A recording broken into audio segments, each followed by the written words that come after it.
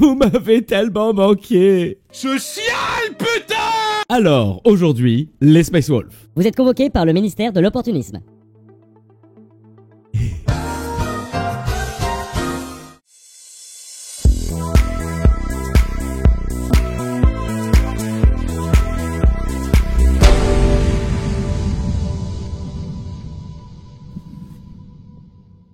Alors, comme toujours, aujourd'hui, on va voir une méthode extrêmement simple pour peindre du Space Wolf. C'est qui le GG son papa? Et vous allez voir qu'encore une fois, je m'éloigne des techniques recommandées par Games. C'est qui le GG? Je n'utilise pas dans ce tuto la peinture de base Space Wolf.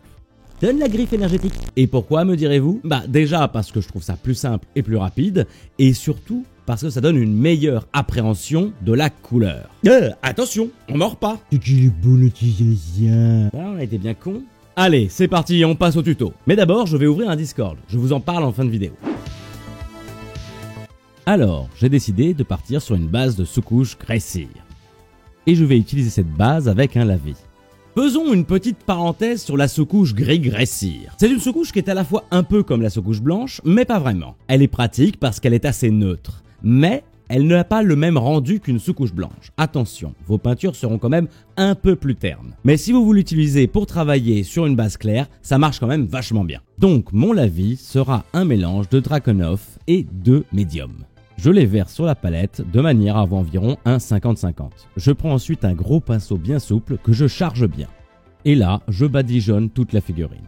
Grâce au médium, le lavis est beaucoup plus facile à déposer. Et donc, en une seule couche, j'aurai le bleu des Space Wolves. Bon, maintenant on va faire quelques battles dommages, et je vais utiliser du blanc.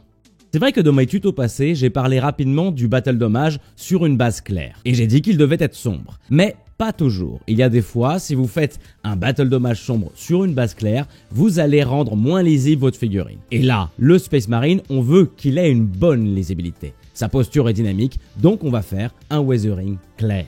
Vous connaissez la recette, mais je la rappelle, on met sur une petite éponge fine du blanc et on commence à tamponner doucement la figurine, petit à coup par petit à coup, sur les angles et les parties qui frottent le plus souvent. Attention quand même à ne pas trop charger, faites ça à quelques endroits seulement. Le moins est l'ami du mieux pour cette technique. Maintenant, je vais prendre un pinceau fin et, avec un blanc très dilué, je vais faire les arêtes.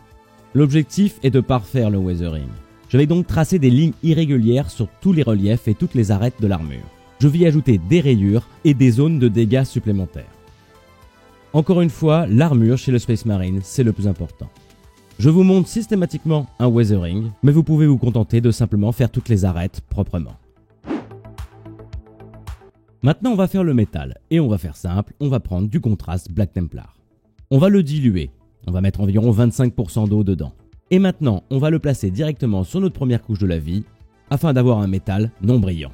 Faites toutes les parties métalliques, les armes, les aérateurs, la sous-combinaison, tout ce que normalement vous auriez recouvert d'une peinture métallique brillante. Et oui, encore une fois, je ne recommande pas beaucoup la peinture métallique brillante. Déjà, je trouve ça hors sujet dans un monde de science-fiction, et en plus, c'est un type de peinture difficile à maîtriser.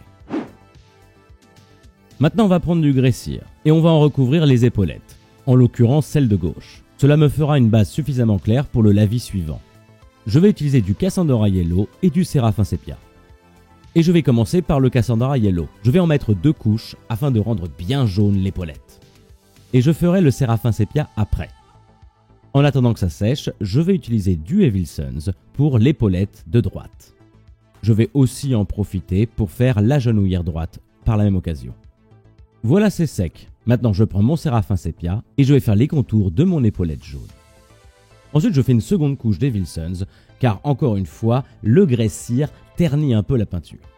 Donc on corrige ça. Maintenant, je vais reprendre du contraste Black Templar, mais je ne vais pas le diluer. Et je vais m'en servir pour faire du freehand. Je prends du contraste Black Templar parce que c'est une peinture très liquide et très agréable à utiliser avec un pinceau fin. Si vous faites du freehand, essayez ou d'avoir une peinture très diluée, ou d'utiliser, pourquoi pas, un contraste très marqué. L'important pour le freehand, c'est de bien tracer vos lignes. C'est du dessin après tout. Ensuite, vous n'avez plus qu'à remplir l'intérieur.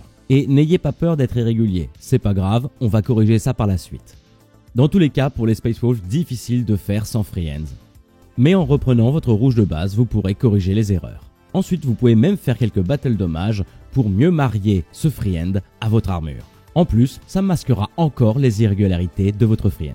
Avec de la Grax, on va faire un peu d'ombre sur les bords de l'épaulette. Pour le relief.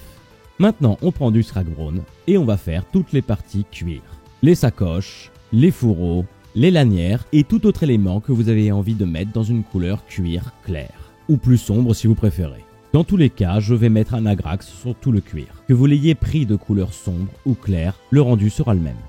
Maintenant pour les prochains lavis, je vais mettre du blanc sur la griffe énergétique, les dents, les crânes et l'intérieur des yeux. Je travaille encore une fois par transparence, donc c'est important d'avoir une base blanche. Je prends du White Rider Red et je vais le diluer beaucoup. Je vais vraiment mettre énormément d'eau. Et je vais ensuite le placer dans les yeux. J'en mets une bonne quantité et s'il y en a trop, je retire l'excédent. Ça va permettre de faire des yeux avec du relief par capillarité. Prenez votre temps. Cette technique en une fois est facile, mais demande de la précision. Dans tous les cas, c'est toujours plus rapide que de faire ça en plusieurs étapes et plusieurs couleurs. Avec du Barrows Blue, on va utiliser le même procédé. En le diluant beaucoup, on va essayer de le charger sur la base des griffes et de conserver du blanc. Mais si vous préférez une autre technique, n'hésitez pas. Avec du Mechanicus Grey, je vais faire toutes les runes. Je le dilue bien pour qu'au séchage, je ne perde aucun détail. Maintenant, je vais tout simplement utiliser du Séraphin Sépia pour faire tous les crânes et toutes les griffes de l'armure.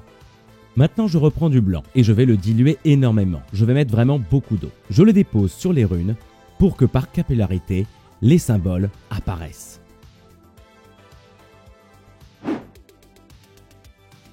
Pour le socle, je me suis contenté de coller un petit morceau d'écorce de pin. Et maintenant, on va faire de la neige avec du bicarbonate de soude.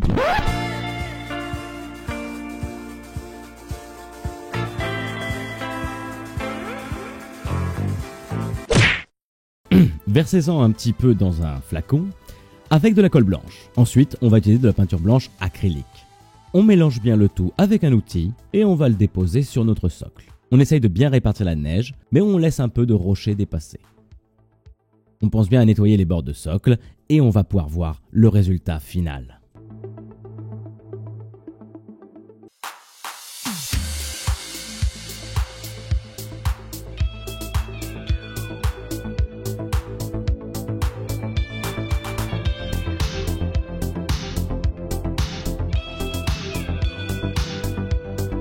Encore une fois, une façon très facile de faire du Space Wolf. Vous remarquerez comment l'armure a été facile à faire grâce à la sous-couche Gressir et au lavis avec du médium. Voilà, j'espère que le tuto vous a plu. Maintenant, parlons du Discord.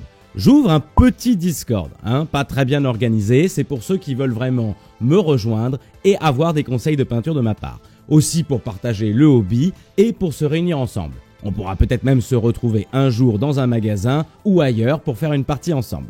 Donc, venez me rejoindre sur le Discord et j'essaierai aussi de trouver des modérateurs parce que je sais pas si j'aurai beaucoup le temps de m'occuper bien de mon Discord. J'essaierai d'être présent, de répondre aux messages, mais me mettez pas trop la pression, je suis vieux. Je suis vieux. Allez, bye bye!